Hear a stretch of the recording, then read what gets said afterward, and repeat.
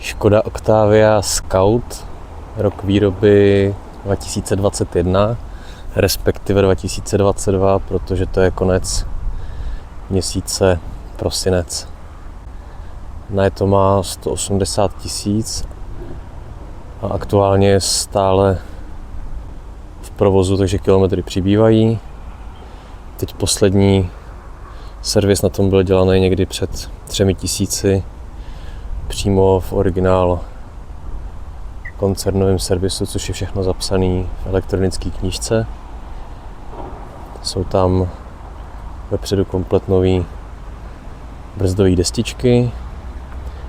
Byla tam sporadická chyba na předním senzoru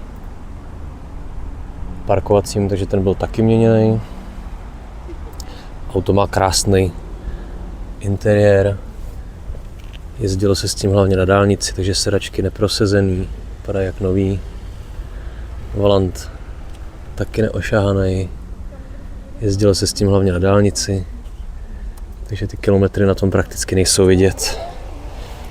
Poslechneme si motor.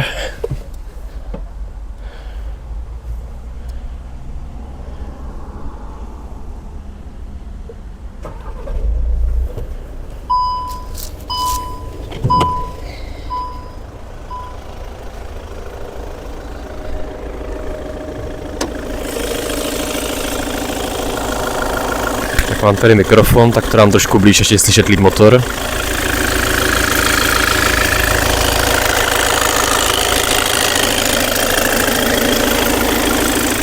Nikde nic neteče, žádný úniky kapalin, celý motor je suchý. Teď se auto mylo, takže je trošku od vody.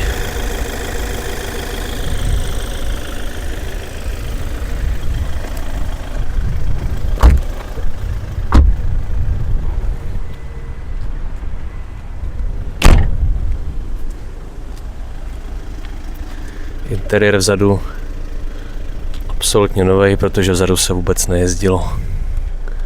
Stropnice nikde nepoškrábaná.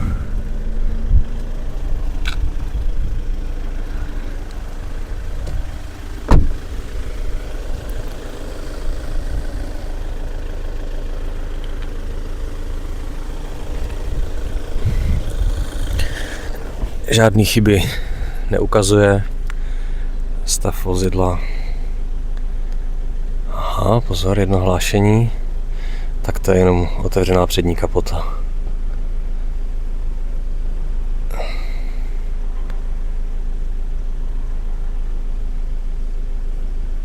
Auto jezdí úsporně za 6,5 litru.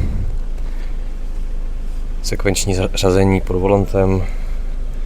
Automatická DSG převodovka 7stupňová, tempomat. Nádherný stav.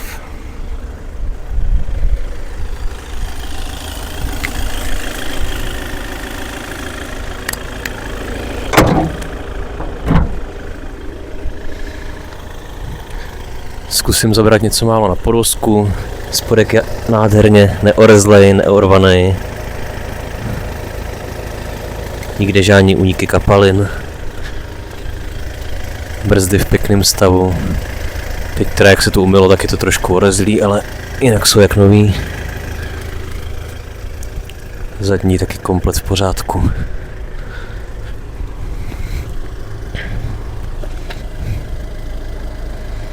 Žádná res. Auto je jako nový.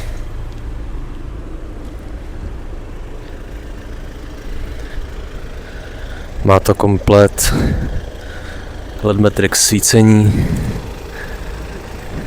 Adaptabilní světlomety, které se přizpůsobují do zatáček a LED mlhovky.